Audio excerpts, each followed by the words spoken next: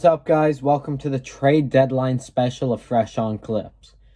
As we all know, the NBA trade deadline was today, February 9th at 12 p.m. Pacific time. The Clippers got to work during the deadline. Lawrence Frank and Jerry West made some solid moves for the team.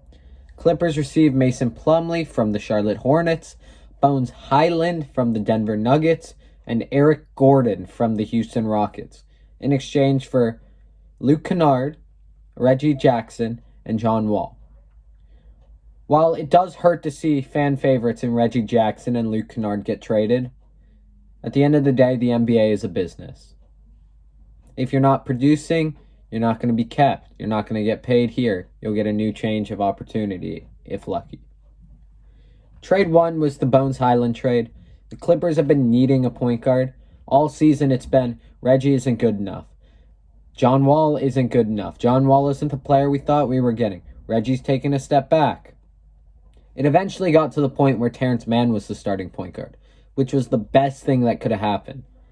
But the Clippers filled their backup point guard position with a young 22-year-old who can score that rock.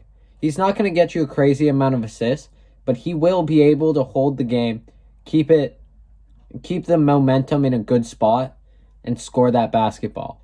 Little bit of a Lou Will-esque player. 12.1 points a game, 2 rebounds, 3 assists, 38% from 3. Bones is a bucket. And the fact we only traded a 2024 and a 2025 second for a 22-year-old who we still have control of next year as well, I see this as a W trade for the Clippers. It's a dude who can come in, play 15 to 20 minutes a game, get you buckets. While he's not a good defender and he's not a great playmaker, he's good enough in terms of playmaking, and on a team with Kawhi, PG, Batum, Rocco, Terrence Mann, plus more good defenders, you can cover a dude like Bones Hyland. I also think Bones is going to fit perfectly with a dude like Kawhi, PG, Norm, because they're ball-dominant players who get to the basket, so he's going to get a lot of catch-and-shoot threes, which is where he will flourish. Overall, this is an A trade in terms of grade, due to the cheap trade and getting a younger dude on a team that needed some young guys. The second trade the Clippers make was a 3-team one. Clippers got Eric Gordon and 3 seconds from the Grizzlies. The Grizzlies got Luke Kennard, and the Rockets got John Wall, Danny Green, and a Clippers-Bucks swap best pick. Eric Gordon, former Clipper, we know him pretty well around here, involved in the Chris Paul trade. He's been a good scorer in the NBA, and he's always been a good shooter. He's a 3-and-D dude. While I do not believe he's a better player than Luke Kennard, he is more versatile due to the fact he could play the 1, the 2, and the 3, and he is a better defender.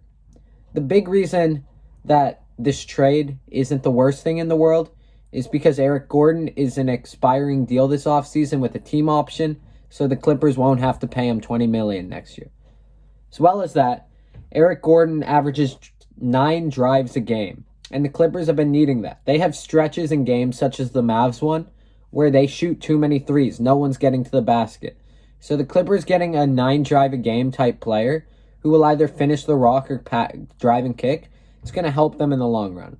Even if he doesn't play much, it's a veteran presence who has postseason experience. The 3 seconds are cool, whatever. The Luke Kennard to the Grizzlies. For Luke, my favorite player, I love that fit for him. Yes, it hurts to see Luke Kennard not being a Clipper. Yes, it hurt me to see Luke Kennard get traded. But at the end of the day, the Clippers didn't really have a spot for him due to Ty Lue not using him correctly. So might as well get value for him while you can. Clippers save money in this deal, and this offseason will have $31 million to spend. So because of that, it's an okay trade. It's a little bit confusing due to the first in trading Luke, who, yes, top shooter in the league, top 5 at worst in my opinion. But good for him to be a Grizzly, and he's going to fit well with a team that needs shooting, especially with John Morant, drives and kicks coming.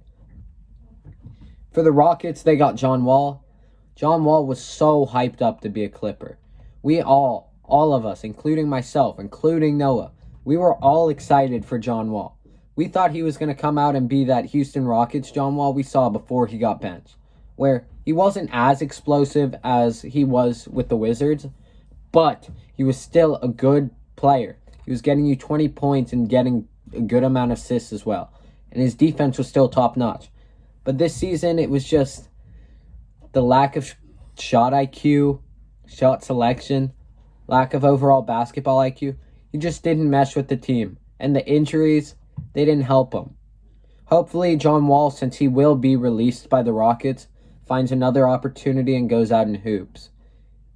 It would be a tragic way to end his career if this is how it ended. But hopefully John Wall gets a opportunity and succeeds in it.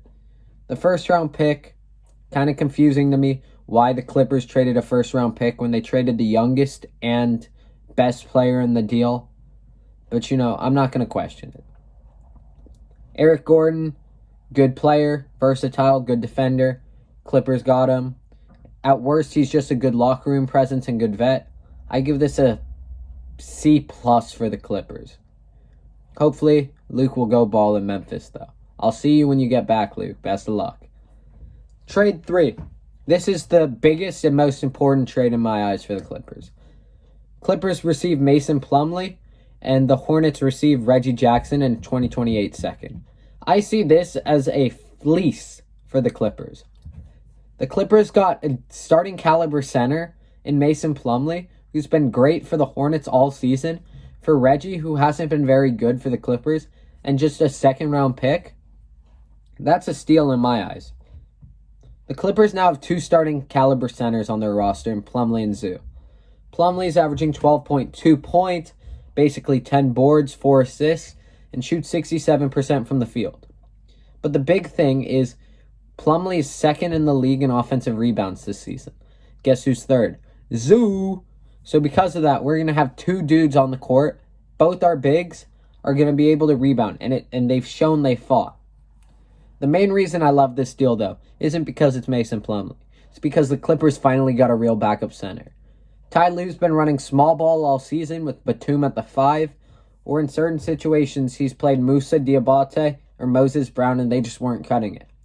While Musa has potential in the future, at this moment, he's not an NBA caliber center.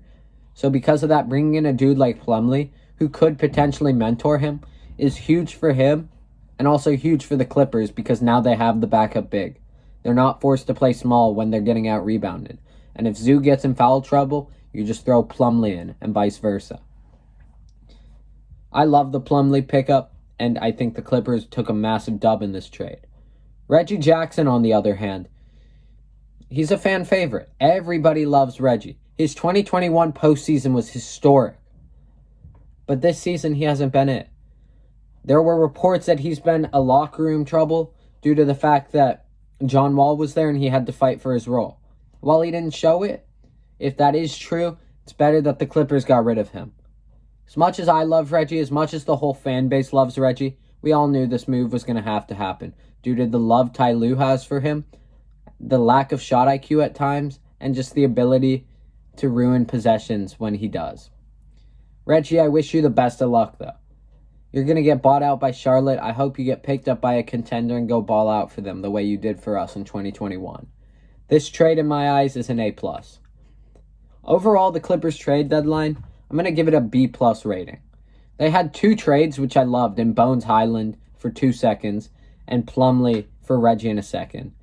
But then they also got Eric Gordon and gave up the best player and the first round pick. So it's a little skeptical of that. But overall, I think the Clippers did improve. They're a better team now than they were yesterday. And I feel they're in a better shape for the playoffs now. We'll see what happens with the Clippers. Let's go, Clippers, and let's go get this championship. Clippers bring it in. 5 seconds to go. Tie game. Seatbelts are fastened. Lou Williams for the win. Bingo! Oh, my goodness. He got it! 1 second left. Clippers by 2. The 3 for the tie. Oh, my goodness. I don't believe